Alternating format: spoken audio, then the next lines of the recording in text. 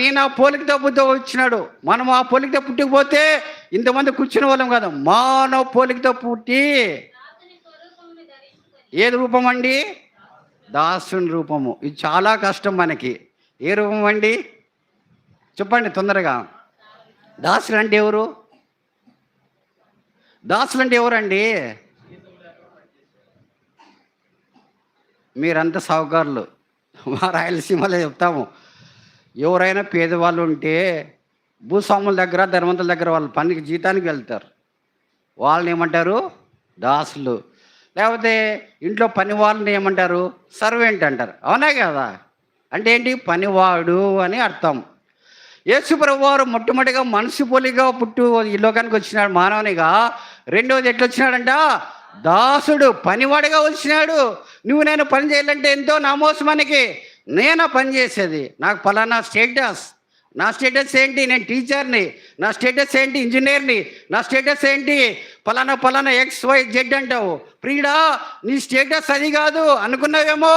నీ స్టేటస్ నాది ఇదని. నీ ధనము, నీ అందము, నీ చదువు, నీ ఉద్యోగం ఏం స్టేటస్ కాదు. స్టేటస్ ఏంటి?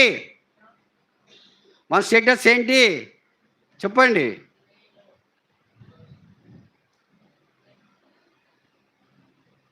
ఇంతవరకు చెప్తూ వచ్చిన మన స్టేటస్ ఏంటి?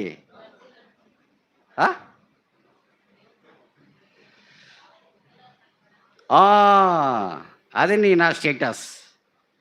అనేకసార్లు వాట్సాప్ చూస్తుంటారు, అందరు టచ్లో ఉంటాయి, మామూలు క్యాజువల్స్ లేవు. అవునా కదా? టచ్ లేకపోతే మానవుడు బతకలేడు. ఈ దినాల్లో అందరికీ టచ్ కావాలా. టచ్ లేని పిల్లలు కూడా అన్నం తినరు, నిద్రపోరు. అవునా కదా? చిన్న పిల్లలతో సహా ముసలి వరకు. నేను ఎక్కువ ట్రైన్లోనో బస్సులో ప్రయాణం చేయను, గమనించేది ఫస్ట్ అదే. నేను ట్రైన్లో వస్తూ ఉంటే నా ఎదురుగా 2-3 ఫ్యామిలీలు వాళ్ళు కూడా కూర్చున్నారు, నేను ఇక్కడ కూర్చున్నాను. సరే, నాకు ఆ ఫోన్ ఎక్కువ ఉపయోగించను, ఊరికే కూర్చుంటా ప్రార్థన చేసుకొని ఎట్లా అది ఇదని ప్రేయర్ చేసుకుంటే కొద్దిసేపు ఆలోచిస్తూ ఉన్నా. వాళ్ళు ఆ కాలంలో తల్లిదండ్రులు ఏం చేసేవారంటే పిల్లలతో బాగా ఆటలాడుకునేవారు, మాట్లాడేవాళ్ళు. ఈ కాలం ట్రెండ్ మారిపోయింది. ఏం మారిపోయింది? ట్రెండ్ మారిపోయింది. ఈ కాలంలో సంబంధ రిలేషన్షిప్ కట్ అయినాయి. దేని ద్వారా? సెల్ ద్వారా. పండుకో అంటారు, విసుక్కుంటారు. తల్లి 9 మాసాల్లో కనిన తల్లి కుమారు లేకపోతే ఈ లోకంలో గుడ్రాలు అంటారే.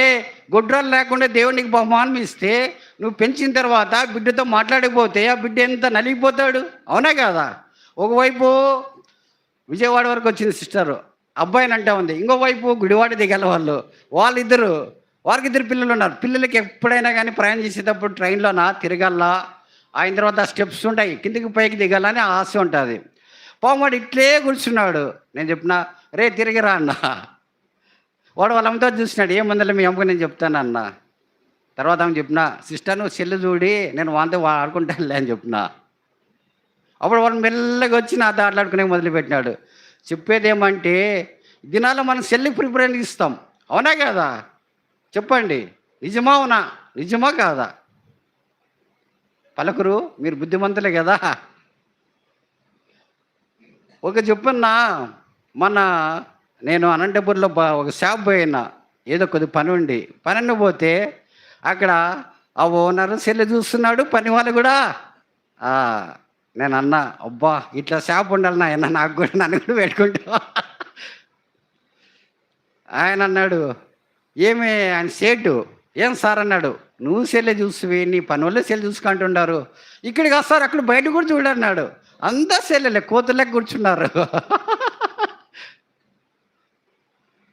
అలాంటి ట్రెండ్ ఈ దినాలు. సెల్ ఫోన్ అంటే ఏమనుకున్నారు? ఏదో అది మనకి ఉపయోగపడేది కాదు. సెల్ ఫోన్ సాతాను.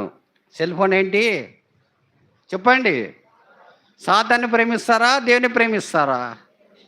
మరి అది అబద్ధము. అబద్ధాలు చెప్పొద్దు అండి. అబద్ధికులే దేవుని రాజ్యానికి వారసులు కారు. నేను ఒప్పుకుంటా, నేను కూడా చూస్తుంటా, నేనంత తక్కువ కాదు. ఒప్పుకోవాలా, కప్పుకోకూడదు. ఒప్పుకుంటే కనికరము పొందుతాం. కాబట్టి నీకు ఏది అవసరమో చూడాలి, కానీ ఎక్కువ దానికి అతుకోబోకు. ఈ దినాల్లో క్రైస్తవంలో ఎక్కువ సెల్ ఫోన్లే. ఈ దినాల్లో దేవుని దగ్గర ప్రార్థన చేయమంటే ప్రార్థన చేయరు, వాక్యం చదవమంటే వాక్యం చదవరు. ఇదే చూస్తుంటారు. కోతులు కూర్చొని ఉంటారు చూడండి, అట్లా కూర్చొని చూస్తూ ఉంటారు. కాబట్టి ప్రియ సోదరి, అలాంటి ట్రెండీ దినాల్లో నా స్టేటస్ ఏంటంటే, మనము కొద్దిసేపు కనబడి అంతలో